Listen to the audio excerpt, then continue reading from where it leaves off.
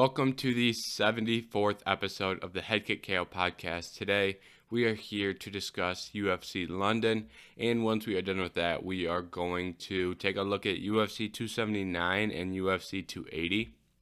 We had quite a few fight announcements for those two cards, so we're going to talk about all the fights the UFC has booked within the last week. And that's going to be the last thing we talk about today. I will be back on Thursday or Friday with a preview for UFC 277. So for this episode, like I said, we're just going to stick to UFC London, and we're going to stick to some fight announcements.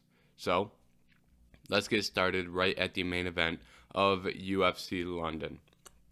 Obviously, this was not the main event that many people were hoping for, or anybody was hoping for, I should say. And in all honesty, I was obviously surprised that 2 weeks in a row we got an injury, and it is very unfortunate. And this one looked to be a little bit more serious than Brian Ortega's. I really don't have a lot to say in regards to the injury. It's just an unlucky injury for Tom Aspinall, and there really wasn't much. There wasn't much he could do about it. I don't really have much to say. It's an unfortunate injury. It looks to be pretty serious. I just hope Tom Aspinall can recover, because I think he has a lot of potential in that heavyweight division. So I hope he can return, and I hope he can return at full strength. I think he's going to be out for a long period of time, so I'm not even going to bother talking about who Tom Aspinall should fight next. He needs to get healthy, and that is his first priority, I imagine. For Curtis Blaydes, however, he is going to have to fight someone, and he's going to have to fight someone soon, I imagine. And when I'm looking at the heavyweight rankings, there isn't really a lot that makes sense for Curtis Blaydes. The only real option for him, I believe at least, is to face the winner or loser of Ciryl Gane versus Tai Tuivasa. I think that depending on how that fight goes and how that division goes, I think you can make a legitimate case that he fights either of those guys, depending on what happens. But if John Jones decides that he's going to fight Stipe Miocic, and if they do that fight, then the winner of that fight will be in line for a title. So it would make sense for the winner of Tuivasa and Ciryl Gane to fight Curtis Blaydes for a number one contenders bout after the winner of Stipe and Jones. So I think that would make a level of sense. That's one scenario where Curtis Blaydes would fight the winner of that fight. And if you're looking for a scenario where he may fight the loser, if Tai Tuivasa were to knock out Ciryl Gane in emphatic fashion and really cement himself as a title contender, I think he would could possibly get himself a title shot with a big-time performance that would leave Curtis to fight Ciryl Gane. So like I said, I'm not really going to go into too many scenarios as to what would result in Curtis fighting either guy, but I think that those are two plausible scenarios that could result in Curtis fighting either of those guys. Obviously, we're just going to have to wait and see exactly what happens, and we're going to have to see how the top of this division plays out. But for now, it looks like Curtis Blaydes will be fighting Ciryl Gane or Tai Tuivasa. Now, in the co-main event of UFC London, we saw Jack Hermansson and Chris Curtis. I was pretty surprised by this fight. I was surprised on both ends. I picked Chris Curtis in this one. I thought he would be able to defend the takedowns, and I thought he would be able to outstrike Jack Hermansson. However, Jack Hermansson didn't even, I think he attempted 2 or 3 takedowns, but for the most part, he did a really good job on the feet. Chris Curtis is a big-time boxer, and Jack Hermansson did a good job of establishing the range throughout the majority of this fight. He kept it at a kickboxing distance, really limited Curtis's ability to get his boxing going. Meanwhile, Hermansson is throwing a lot of kicks, kicking the leg, kicking the body, kicked the head a couple times. So he was doing a really good job mixing up to all 3 levels and using his kicks to maintain a good distance for that type of fight. And for Curtis, I wish he would have went to the head a little bit more. I know he's great at attacking to the body and everything, but for the most part, he he really kept his attack limited to the body.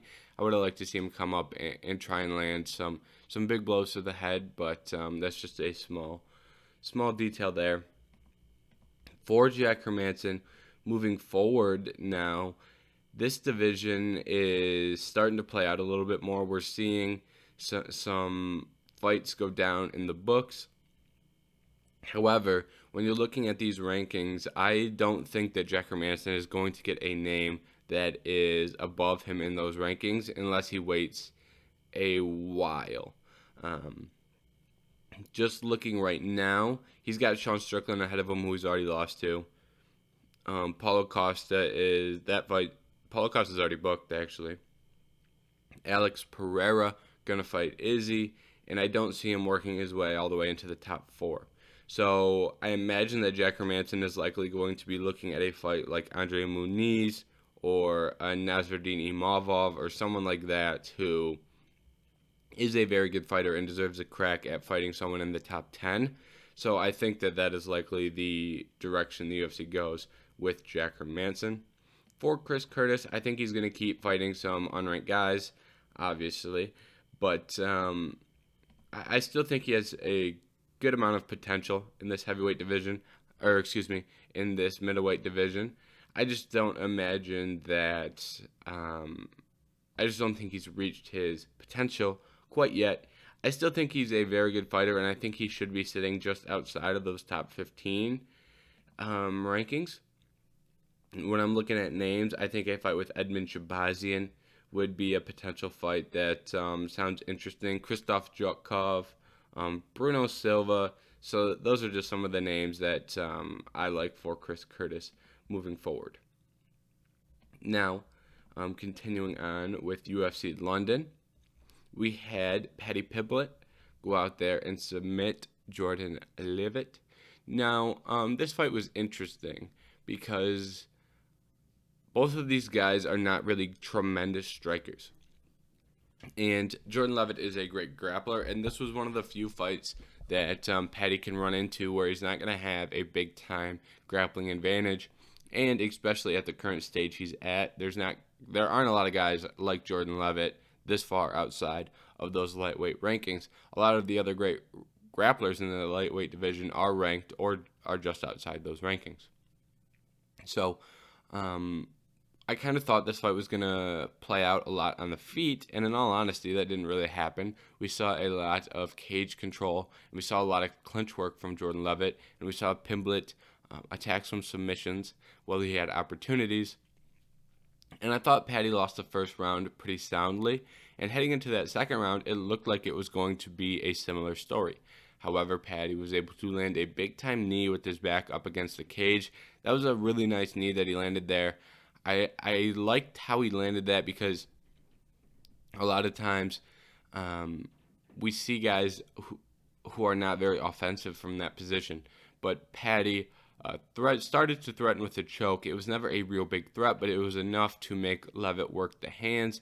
And then Paddy comes upstairs with the knee. Looks like he really hurt Jordan. He got Jordan to fall to the ground. And then from there, Paddy started working his grappling. And he did a really good job of trapping the arm of Levitt in that body triangle. We really don't see that often either. So I think this fight is a good example of Paddy Pimblett and his unusual style and some of his unusual tendencies and how he can use that to his advantage. So I think this fight is a great example of that. But most importantly, when we saw Paddy Pimblett with that arm locked in that arm triangle, it was only a matter of time before he found that second round submission. Now, for Paddy, I think it's safe to say that Paddy is still a ways away from fighting ranked competition in this lightweight division. There's a lot of very, very good fighters at lightweight, and I don't think the UFC is in too big of a rush to get Paddy anywhere close to some of these names in this lightweight division.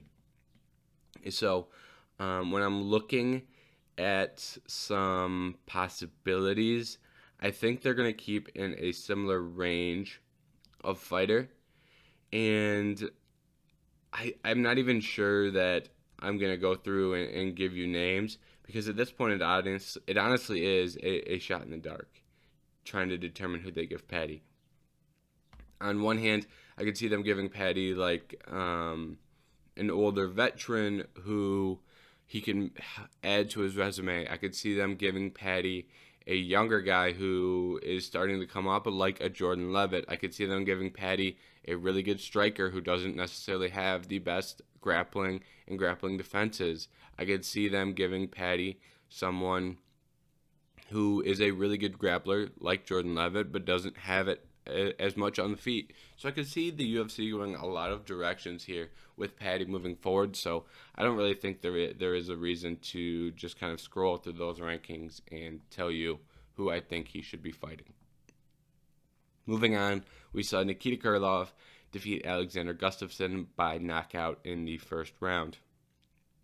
Now, this was a very good performance by Nikita Karloff, and when you're facing a guy like Alexander Gustafson, and this is not about Gustafson's skill itself, but more about what Gustafson has been through. Gustafson has retired once already, and he's been,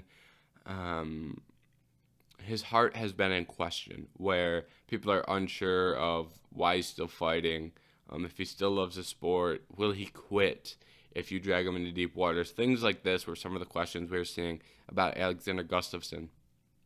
So for Nikita Karloff, he came out there and he pressured Alexander Gustafson very, very early, and he did that with a lot of powerful striking, and I think that did a good job of setting the tone and he didn't let Alexander Gustafson get comfortable, which I think really helped him in this fight. If you let Gustafson stay in that fight longer and let him get more acclimated to the octagon, because he really doesn't have a lot of fight time. Since his retirement in 2019, he had the one fight against Fabricio Verdum. I think that fight ended in the first or second round. So he doesn't have a lot of time, really, in the octagon. So he did a good job of not letting Gustafson get acclimated again. And it looked like Gustafson was never really found his footing in that fight, and that is a credit to Nikita Karloff and his game plan coming in. For Gustafson, it looks like his chin is a little bit wavery at this point. He got put down a couple times. That's never great to see, especially from someone who has the concerns that we just discussed. So I think it is time for Gustafson to retire, and I don't really like saying that. I don't like telling fighters when it's time to retire and when it's not time to retire, because I haven't spoke to Gustafson. I don't know where his heart's at. But regardless, I think from the performance that we saw in the octagon, I'm not sure that he should continue fighting, because at one point in his career, Nikita Karloff would just get demolished by Alexander Gustafson. When Alexander Gustafson was in his prime, he would have easily have beat Nikita Karloff, but that is not the version of Alexander Gustafson we saw, and I don't think we should continue to see Alexander Gustafson in a UFC octagon. Now, for Nikita Karloff, I think he is likely going to be fighting someone in that top 10, and I think Vulcanozamir is not a bad name. That's who he called out. I know Vulcanozamir got a good win over Paul Craig. We'll talk about that in a second. However, even for Ozdemir, when you're looking at that division, you have Jamal Hill and Thiago Santos are booked for August 6th, so we'll see the outcome of that fight relatively soon, and maybe that'll change some things up. But, Dominic Reyes has been sitting out. Anthony Smith and Magomed Ankalaev are actually fighting this weekend too. So within the next 2 weeks, we're going to have some interesting matchmaking to do in the UFC light heavyweight division. For example, we will see the winner of Santos and Jamal Hill will likely be getting a top 5 fight. Magomed Ankalaev versus Anthony Smith. The winner will be in an interesting spot, but the loser is also going to be in an interesting spot with some names like Dominic Reyes, Vulcanozamir, Nikita Karloff. So there's really a lot of options here. And I think the Karloff-Ozdemir fight makes a level of sense, but I'd like to see how this division plays out before I make really any calls on that. So I think we're going to have some discussions in terms of matchmaking this light heavyweight division in the near future once we get a couple more outcomes from the top 10 in that division. Now, continuing on, Molly McCann got herself another spinning elbow knockout over Hannah Goldie, and I was really impressed with Molly McCann, not just from the knockout, but from the fight itself. I think she did a good job of finding the range. You could tell early in this fight. The fight didn't last very long, but early in this fight, it looked like she was struggling to exactly pinpoint the range. Molly McCann usually has a large size disadvantage in her fights, but this fight, both women were 5'4", so it's a pretty even size for McCann. But she's not used to fighting someone at that range, so I think for a second she was kind of feeling it out. But I think once she had a good feel of the range, it felt like she couldn't miss. She started to land some ones and some twos and some power shots, and she really started to connect. Before she landed the spinning elbow, she had Goldie hurt with her hands. She throws the spinning elbow, and that is the beginning of the end. So for McCann, I was really impressed, very, very impressed. I think that she has a lot more power than a lot of these women at 125 pounds, and that hasn't really been the story of her career, so I don't know if we're looking at outliers or improvements here. Because when you look at the career of Molly McCann, she doesn't really have a lot of knockouts. This knockout power is a new-found thing. When you're looking, she's obviously got 2 spinning back elbows in a row, but before that, she had a decision win against Jin Yong Kim, some decision losses, and then 3 decision wins, loss, and then her last fight in Cage Warriors was a TKO, some other KOs on the English regional scene. So, thus far in the UFC, we haven't really seen Molly McCann be someone who is a knockout artist, but I think in her last 2 fights, she's done a really good job of showing the power that she does have. I don't know if it is the fact that she is just now beginning to land some of those more powerful strikes. That could certainly be a thing. So I'm interested to see what we're going to get from Molly McCann in the near future. I think she is going to be fighting a ranked opponent next, or she'll be one fight out from that. So she'll be fighting someone that's realistically ranked from like 16 to 20. I think that is the state that she is in right now. When you're looking at names, I know she spoke of Miranda Maverick. That fight makes a level of sense. I do like that fight. We also have Joanne Wood, who has lost a couple in a row. That fight may make a level of sense as well. She called for Antonina Shevchenko. I'm not necessarily sure that fight is going to happen. My reasoning for that is those two seem like they're in a different spot in their careers, to be honest. Antonina Shevchenko, someone who was ranked but has dropped a couple of fights. Molly McCann, on the other hand, is someone who I don't know if she was ever ranked, but she's looking improved. So I'm not necessarily sure that fight really makes sense. Regardless, maybe even a rematch with Jillian Robertson. They're both at similar stages in their career, but Robertson is fighting Melissa Gatto. So, regardless, I think you kind of get the level of fighter that I'm trying to pinpoint here for Molly McCann. Now, moving on. We last fight on the main card was Vulcanozamir and Paul Craig. This was the type of Paul Craig fight that took place, but Paul Craig was never able to get that submission. And that is the danger of playing jiu-jitsu off your back. If it works, you look tremendous, but if it does not work, you don't look all that great. So for Paul Craig, 15 minutes went off the board, and he was just never able to find that submission, and as a result, he did not look great. Vulcanozamir, I don't really have much to say about. I think he did a good job at defending the jiu-jitsu of Paul Craig. And then in the third round, I think it became clear to him that, hey, I can land at will here on the feet. I wish that pace that we saw in the third round was there in the first round. Maybe he could have got a finish. But once he realized that, hey, I can pretty much hit Paul Craig whenever I'd like, he started to pick up the offensive output, and things went well for him. So, like I said, I'm not really going to go in depth on matchmaking those two because I think those two are both going to be fighting someone, one of the aforementioned guys that is booked to fight right now. So we'll talk about that in a couple weeks when we see some more fights off the board. Now, let's do a quicker run of these prelims. To start off, Levitt defeated Mason Jones.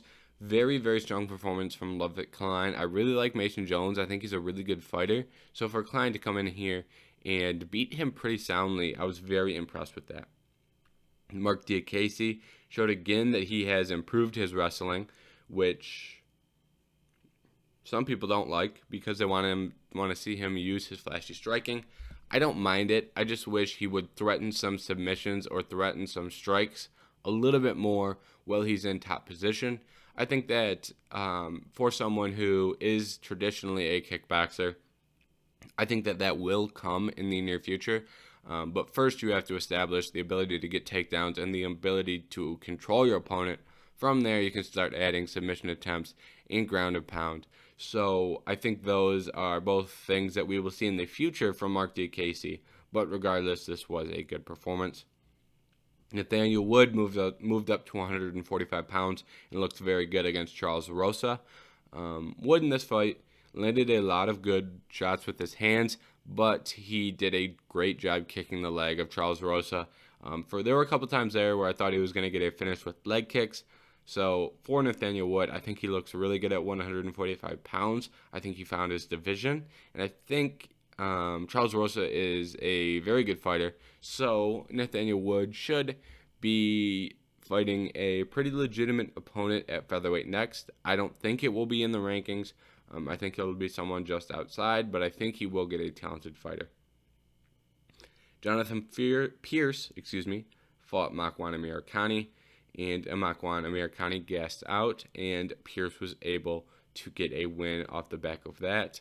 Nothing against Jonathan Pierce except for the fact that he calls himself JSP. Seems a little goofy to me, but I'll let him do him. Muhammad Mokaev went out there and got a really good decision win against Charles Johnson. He did a really good job implementing his wrestling game plan. Very similar situation to Diaz in a way, where we didn't see a lot of strikes or submission attempts from Mokaev, but I think it is also important to remember that Charles Johnson was training with Olympic-level wrestlers. He was very prepared for this bout, and I think that showed. I think it's nice to also mention that Muhammad Mokaev was very, very active with attempting takedowns. He wasn't just, getting one takedown and laying in position. He attempted a lot of takedowns. So he was being very, very active. It just wasn't in the way that people like to see. He's still 21 years old, so I think he's only going to get better from here. So I'm not any further out on Mokaev than other people. I think this was a very good performance, but I think some people are left with a little bit of a bad taste in their mouth. I think that's just a scenario of people expecting Mokaev to go out there and get a first-round finish, and it doesn't happen, and people are left going, oh, this guy's supposed to be great. Why didn't he get a finish? I think it's that level of thing, but I think he is still a tremendous fighter. Quickly on these last three, we saw decisions in all three of them.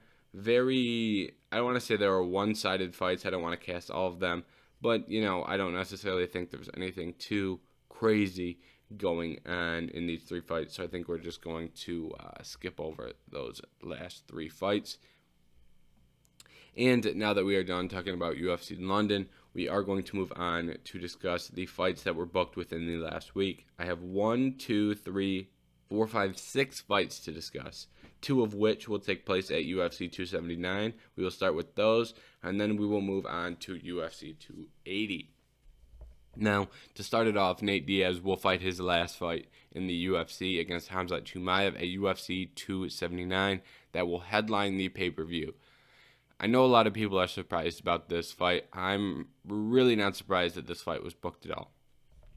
When you look at what the UFC commonly does in these scenarios, the UFC will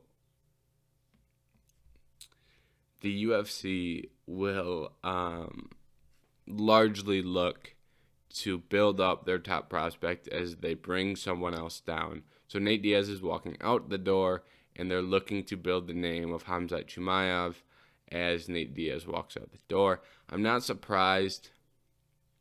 Am I disappointed? Yes. I think it would have. I think it's more respectful to give someone like Diaz a I don't want to say a friend. I don't know how I want to word this. Like, you don't want to give him an easy fight. I think maybe a fan favorite fight is maybe the type of fight that I'm looking for, or another veteran, or a fight that he's asking for. They gave him literally the toughest fight that they could possibly give him at this stage in his career. So I am quite surprised in a way. Like I said, I could see the writing on the wall, but I am a little disappointed that it came to fruition. But what are you going to do? The other fight on UFC 279 is Johnny Walker versus Ian Cutelaba. Now, this fight is not the best fight that we have to talk about today, but I do think it makes a level of sense and should provide an entertaining fight on UFC 279. Now, we have 4 fights, like I said, that were announced for UFC 280. This does not count Charles Oliveira versus Islam Makhachev. I've got my timelines mixed up here. Were we off last week? I don't remember. I don't remember if we talked about that fight last week or not, but that fight was booked last Saturday.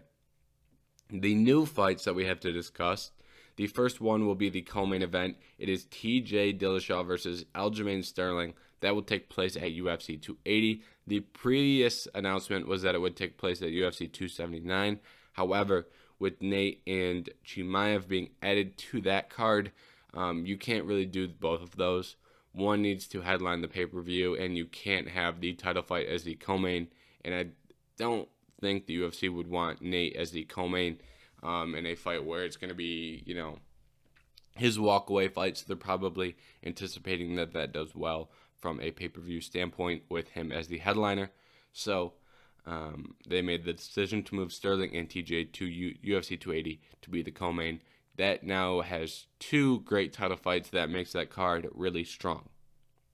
However, they proceeded to add Sean O'Malley and Petr Yan to this card. This fight I was very, very surprised about, but when I thought more about it, it made more sense.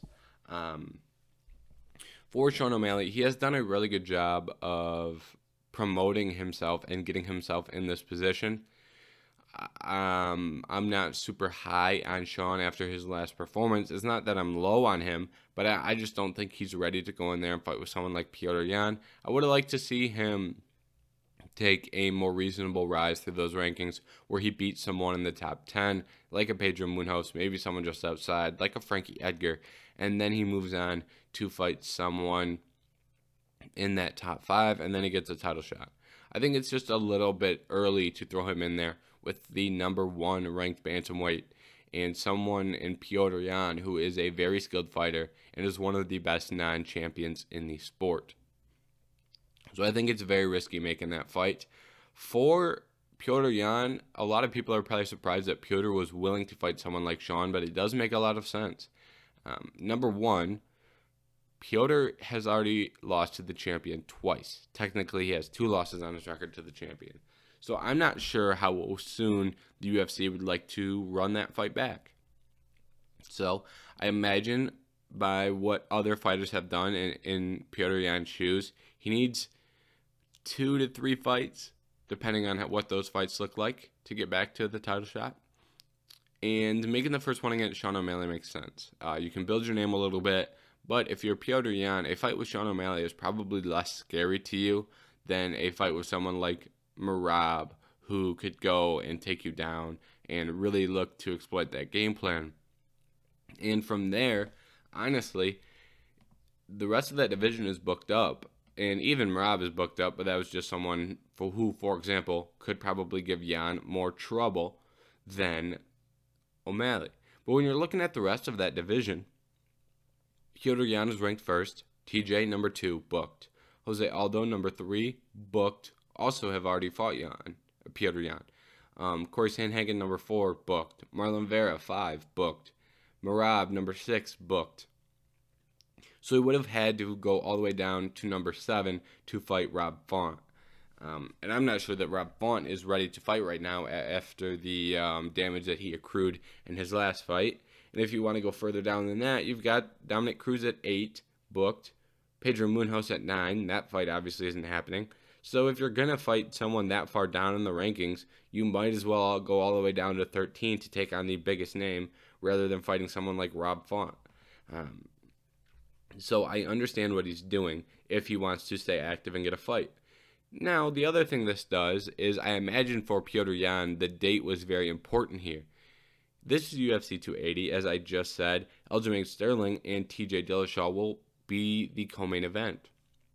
If something happens in that fight, Petr Yan will be the one to fill in. If TJ Dillashaw has to pull out of that fight, or even Aljamain, if either guy has to pull out, Petr Yan will probably step in and fight the other guy. So, for example, if TJ pulls out, Petr Yan will likely fill in and fight for the title. If Aljo pulls out, he will likely fight TJ for an interim title. So I know a lot of people wouldn't like the interim title being there, but the UFC would do that because it's Aljamain Sterling. I don't think they'd do that to a lot of other fighters in that scenario, but based off Aljamain Sterling and the promotion's relationship with him, I think that the UFC would be willing to put an interim title belt on the line for that fight. So not only does Yan get an opportunity against one of the bigger names in the sport, he also gets an opportunity to fill in on a date that he was already training for. So it does make a lot of sense in both of those situations and circumstances. Also added to UFC 280, we saw Beneil Dariush accept a fight against Mateusz Gamrot. This is probably the fight that I had the most reaction to, because this was a fight that I really, really wanted. I don't know how much I expressed that on this podcast. But after that Gamrot fight, I watched that on a Saturday, and I recorded the podcast on a Sunday, and then throughout the week after and the following times, I really started to like the idea of Beneil Dariush fighting Mateusz Gamrot. And we saw that fight get booked, and I did not think they were going to book this fight. I think it makes a lot of sense for both of these guys. Beneil Dariush is not going to fight someone in the top 5 of those rankings right now. They just aren't going to book him up with Chandler or Poirier. Those guys will probably fight one another. That's just probably not the direction that the UFC is looking to go with Beneil Dariush. So he did the smart thing by fighting Mateusz Gamrot. Now, if he beats Mateusz Gamrot, he gets to fight someone in the top 5, and he avoids one of the young up-and-comers in this division from jumping him in the rankings. So I think it does make a lot of sense for Beneil Dariush, and for Mateusz Gamrot, obviously makes sense. He gets an opportunity against someone ranked ahead of him at lightweight. That is something that you really cannot turn down. So I think that makes a lot of sense for Mateusz as well. And the last fight that was added to UFC 280 was Marina Rodriguez versus Amanda Lamosh. I was pretty surprised at this fight as well, actually. I can barely speak today. I've stuttered 150 times so far. But I was surprised at this fight. I really liked Amanda Lamosh's last performance against Michelle Waterson-Gomez, but I didn't think she was going to get ran all the way up to the number 3 ranked woman in this division. I thought Marina Rodriguez was in a good position to fight for a title or fight in a title eliminator. I don't know if she beats Lamosh, does she get the title shot? I'm not really sure. However, I think this does make a level of sense in a way. At the same time, in Lamosh's last opportunity, against a top 5 fighter. She did get choked out. Now, I do think Lamosh is a very good fighter, but it just seems a little premature to rush her in there with someone else in the top 5. Usually, if you lose to someone in the top 5, you have to do a little bit more work to get yourself another opportunity. So I'm surprised she got the opportunity this quickly, but I don't necessarily hate it. Like I said, I think Marina Rodriguez was in a good position to be a number 1 contender. I think the best way to run this division would have been Carla Esparza versus Zhang Wei Li, and then run Rose versus Marina Rodriguez. I think that would have made a level of sense. And if you still wanted to give Lamosh a big-time opportunity, you could have done a Lamosh versus, well, I guess that wouldn't have worked out, because you do have Dern and Yao Xiaonan booked. But they could have done a Tecia Torres or Nina Nunes fight. I understand why those weren't the most appealing options. But regardless, I just don't know that this was the best option for Marina Rodriguez based off some of the previous fights and some of the previous work that she's done. I think she deserved a little bit of a bigger opportunity in this spot. Now, like I said, that is all we had to discuss today. Pretty short episode, but I'm going to preview UFC 277 later this week. So make sure you tune in for that. But I don't really have anything else to discuss for UFC London, so I figured we'd wrap it up early. Like I said, make sure you tune in for UFC 277 on Friday. But most importantly, thank you for watching this episode of the Head Kick KO podcast. Goodbye. Oh! He front kicked him in the face! Kevin Lee with the ultimate